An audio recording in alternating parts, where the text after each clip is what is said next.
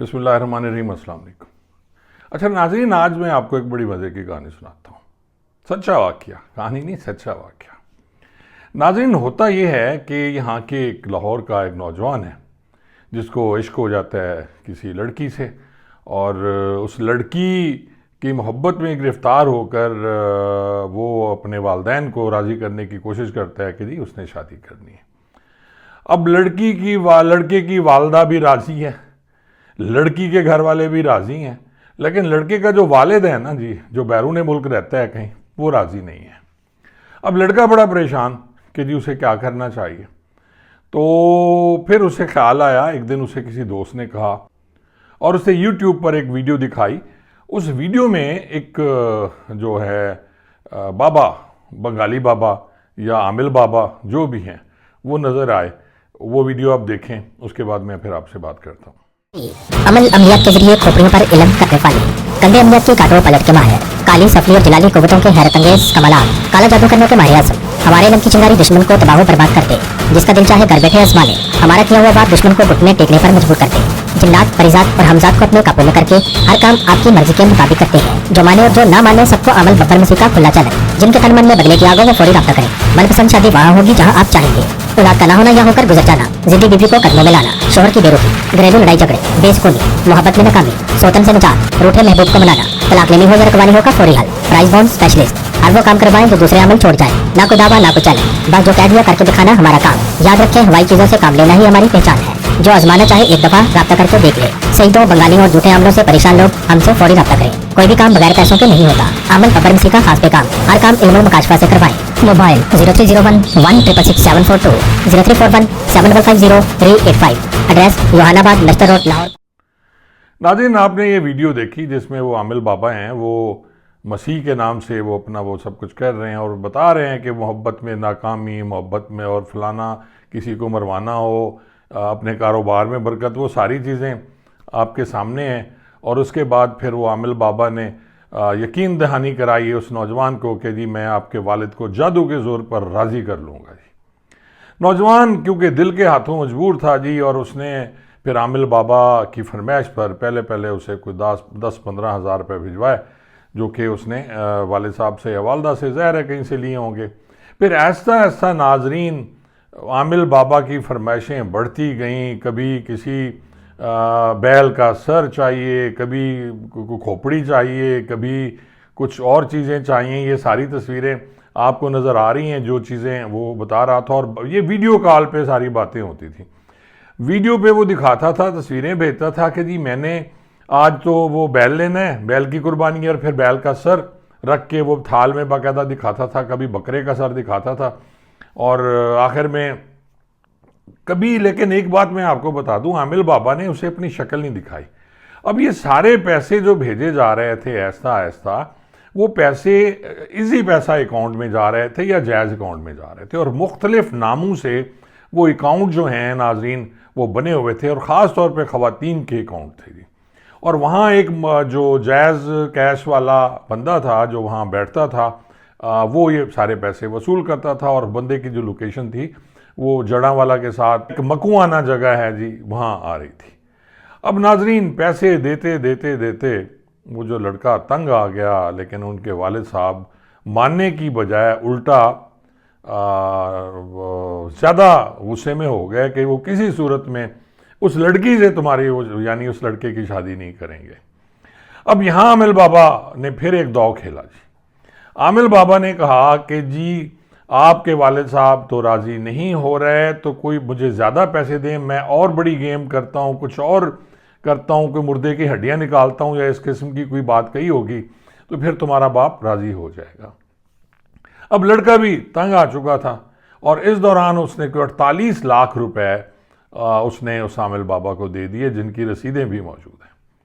अब नाज़रीन मज़े की बात यह है कि अब उस आमिल बाबा ने, ढोंगी बाबा ने उस लड़के को ब्लैकमेल करना शुरू कर दिया, और साथ में उसकी जो वालदा हैं उनको भी थ्रेट करना शुरू कर दिया कि जी अगर आप लोगों ने मुझे मज़ीद पैसे ना दिए तो मैं जो हैं वो वहाँ उनके जो उस खातून के खामंद और उस लड़के के वालिद जो बाहर बैठे हुए, उनको मैं जादू के ज़ोर पर मार दूँगा। और वो सुइयाँ चुबो चुबो के बाकायदा पुतले में, और फिर आग जलती, फिर वो इस टाइप की वीडियोज़ बना के भेजता, तस्वीरें भेजता, जिससे उसने खौफजदा कर दिया उनको। और ये क्लियर कट जो केस था ये था कि किसी को नाजरीन अगर इस टाइप की कोई धमकियां दे के पैसे लेता है, जान से मारने का खौफ दिलाकर पैसे लेता है, तो वो फिर 384 385 इसमें आता है कि जी जैसे आप भत्ता लिया जाता है, वो इसी टाइप का होता है। अगवा बरा तावान तो एक और चीज़ है, लेकिन ये है कि आप किसी को धमका के जान से मारने का खौफ दिला के अगर कोई पैसे लेते हो तो वो 384 385 में आता है जी, पीपीसी में। अब नाजरीन, जो लड़का है उसको और घर वालों को होश आया और उनकी ये सारी बात उनके वालिद तक भी पहुंच गई, तो वो बड़े नाराज़ हुए, और नाराज़गी के बाद उन्होंने फिर पुलिस से रजू करने का फ़ैसला किया। अब यहाँ पुलिस जो है नाजरीन, उन्होंने एक पर्चा कराया, और सिंपली 420 का पर्चा दे के पुलिस ने उस बंदे को पकड़ने की कोशिश की। वो तो नहीं पकड़ा गया, लेकिन वो जो जायज़ अकाउंट वाला बंदा था वो काबू आ गया जी। अब पुलिस ने कमाल किया नाज़रीन, मैं जानबूझ के उन लोगों के नाम नहीं ले रहा और ना ही मैं पुलिस वालों के नाम ले रहा हूँ। अगर कोई मुझसे कोई सीनियर ये बात मुझसे पूछेगा तो मैं ज़रूर उसको दे दूँगा, बल्कि उनके पास मौजूद हैं।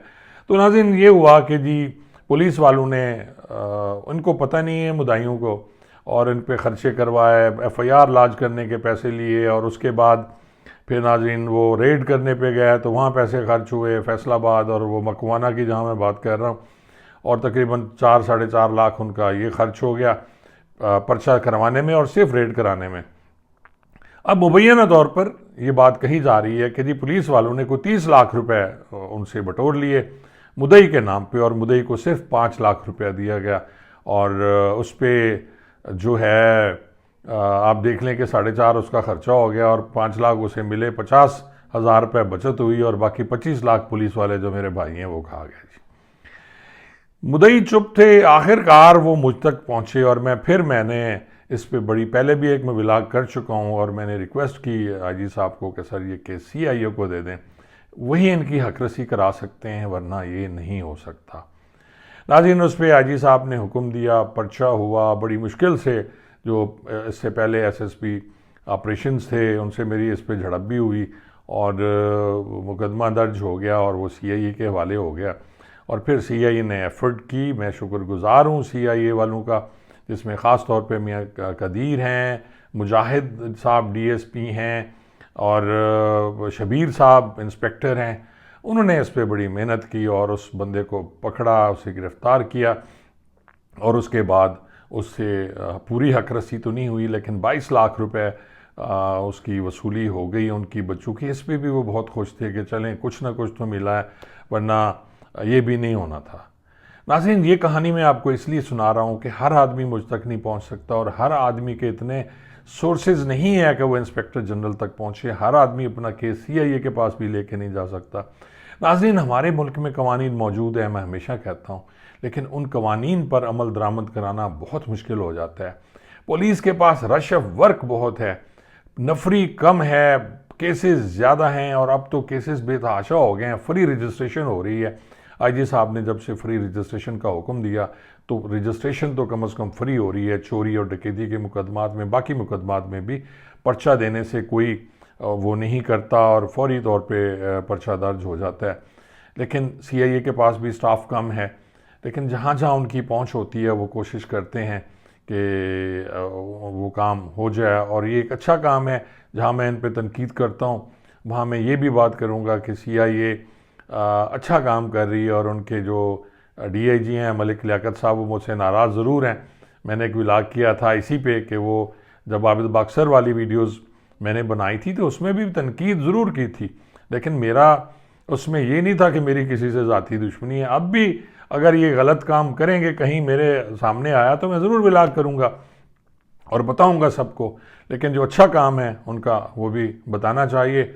और मैं शुक्रगुजार हूँ एक दफ़ा फिर IG साहब का, मलिक लियाकत साहब का, DSP मियाँ कदीर साहब का, DSP मुजाहिद साहब का, और इंस्पेक्टर शबीर साहब का, जिन्होंने एक मज़लूम की हकरसी कराई। नाम लेना फिर एक दफ़ा कहूँगा मुनासिब नहीं होता, लेकिन आप दोस्तों से गुजारिश है कि ये जो जिस तरह के आमिल ढोंगी बाबा हैं, आपको वो संडे मैगज़ीन में इश्तिहार नज़र आएंगे, आप जब यूट्यूब खोलेंगे वहाँ आपको इनकी वीडियो नज़र आएंगी, और वो सफली काट और मोहब्बत में नाकामी में फिर कामयाबी दिलाना और कारोबार में नाकामियाँ, ये सारी नाजरीन सब कुछ अल्लाह की तरफ से होता है। आप अल्लाह की ज़ात पे भरोसा करें, ना कि इन जादूगरों की बातों पे, आमिल बाबा के तवीज़ों पे। कुछ नहीं होता, ये सब गलत है। आप मेहरबानी करें, बच जाएं इनसे, बच जाएं, बच जाएं। बहुत बहुत शुक्रिया।